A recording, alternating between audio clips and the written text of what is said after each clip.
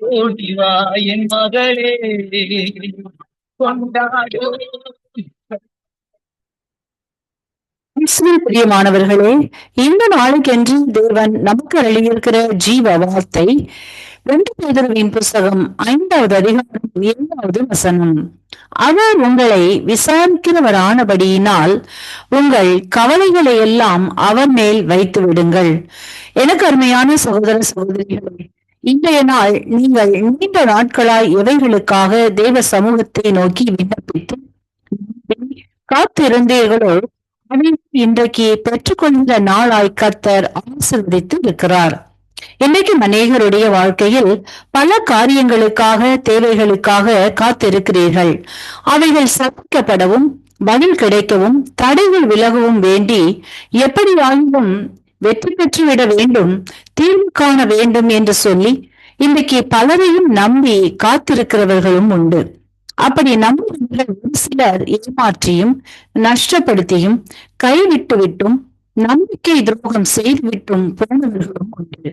அப்படிப்பட்ட சூழ்நிலையின் ஊடாய் கடந்து போனவர்கள் முற்றிலும் நம்பிக்கை இழந்தவர்களாய், வாழ்க்கையில் விரக்தியும் சோகமும் நிறைந்தவர்களாய், விசுவாசத்தையும் இழந்து போய் செய்வதறியாது இருக்கின்ற உங்களை நோக்கித்தான் கர்த்தர் இன்றைக்கு பேசுகின்றார். தேவனையே நோக்கி அமர்ந்திரு என்றும் உன் நம்பிக்கையும் விசுவாசமும் கர்த்தரின் பேரில் இருக்கும்படி நினைப்பூட்டுகின்றார். இன்றைக்கு நீங்கள் எந்த கடினமான சூழ்நிலைகளை கடந்து போனாலும் கர்த்தரை நம்புங்கள், அவரின் வார்த்தையை விசுவாசியுங்கள், அற்புதங்களை பெற்றுக்கொண்டு ஆசீர்வதிக்கப்படுவீர்கள். இன்றைக்கு நாம் வேதத்திலிருந்து கர்த்தரை காத்திருந்தமையினால் பெற்றுக்கொண்ட நன்மைகளை குறித்து தியானிப்போம். பார்க்கலாம், விசாரித்து நன்மை செய்தார் என்பதை குறித்து. நெகேமியாவின் புஸ்தகம் 2வது அதிகாரத்தை நாம் வாசிக்கையில், அங்கே நெகேமியா தன் நகரத்தின் வாசல் இடிந்து கிடக்கிறதை கட்டிவிட வேண்டும் என்றும் அதற்காக ஜெபித்தும் ராஜாவிடம் இது குறித்து தெரியப்படுத்தி தீர்மானித்தவனாய் ராஜ சமூகத்திற்கு கடந்து போகிறான்.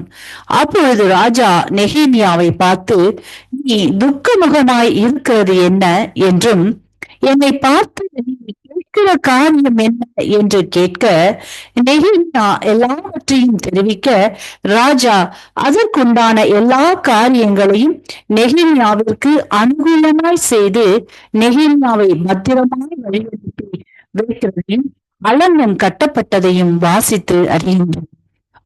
வாழ்க்கையிலும் இன்றைக்கு அநேக காரியங்கள் இடிக்கப்பட்டு சரி செய்யப்படாமல் கவனிப்பாரற்று இருக்கிறவர்கள் இப்படி நாம் சீர் செய்து முடிக்க போகிறோம் என்றும் உங்களின் பொருளாதாரத்தை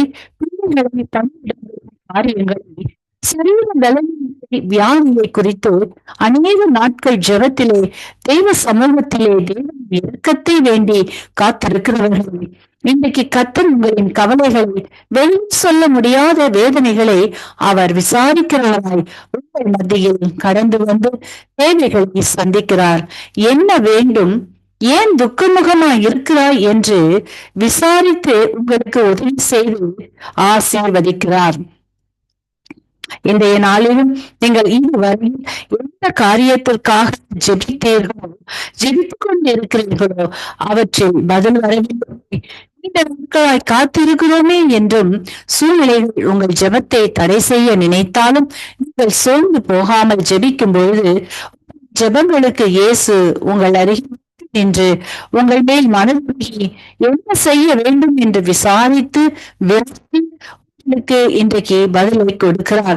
இதுவரையில் திறக்கப்படாமல் இருந்த உங்கள் ஜெபங்களின் கதவுகளை திறக்கிறார். உங்கள் கண்களால் உங்களுக்கு வைத்திருக்கிற ஆசீர்வாதங்களை காணும்படி செய்து ஆசீர்வதிக்கிறார். ஆகவே எதை குறித்தும் கவலைப்படாமல் தேவ சமூகத்தில் ஜெபத்திலே உறுதியோடும் நம்பிக்கையோடும் விசுவாசத்தோடும் காத்திருங்கள். இயேசு விசாரிக்கிறவர் அப்படினால் அவர் உங்களை சந்தித்து விசாரித்து ஆசீர்வதிப்பார். வார்த்தை விசுவாசிங்கள், அற்புதங்களை காண்பீர்கள். இன்றைக்கும் இந்த வார்த்தைகளை கேட்டுக்கொண்டு இருக்கிற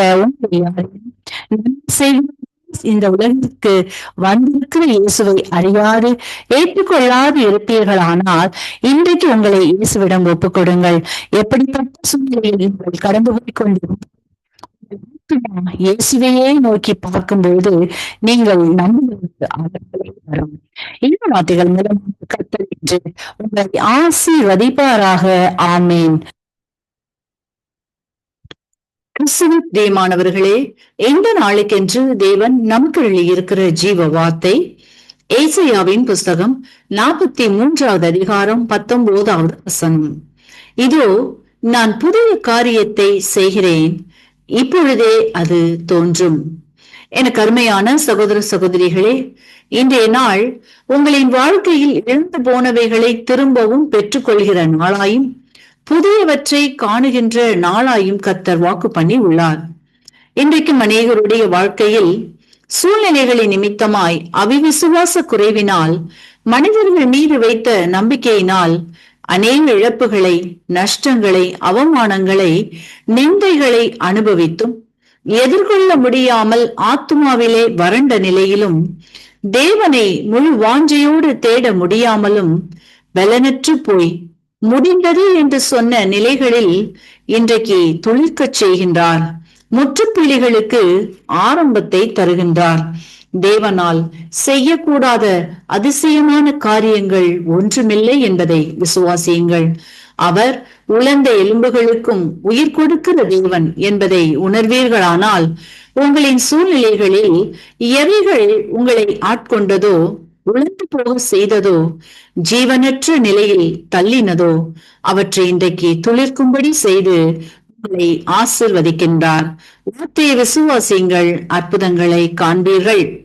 இன்றைக்கும் நாம் என்னாகமத்தின் புஸ்தகம் 17வது அதிகாரத்தை வாசிக்கையில் அங்கே ஆரோனை குறித்து பார்க்கையில், ஆசாரிய ஊழியம் செய்வதற்கு தேர்வு செய்யப்படுகின்ற வேளையில் ஆசரிப்பு கூடாரத்தில் தங்கள் கையில் உள்ள கோலை வைக்க சொல்லுகையில் ஆரோனுடைய கோலும் வைக்கப்படுகிறது.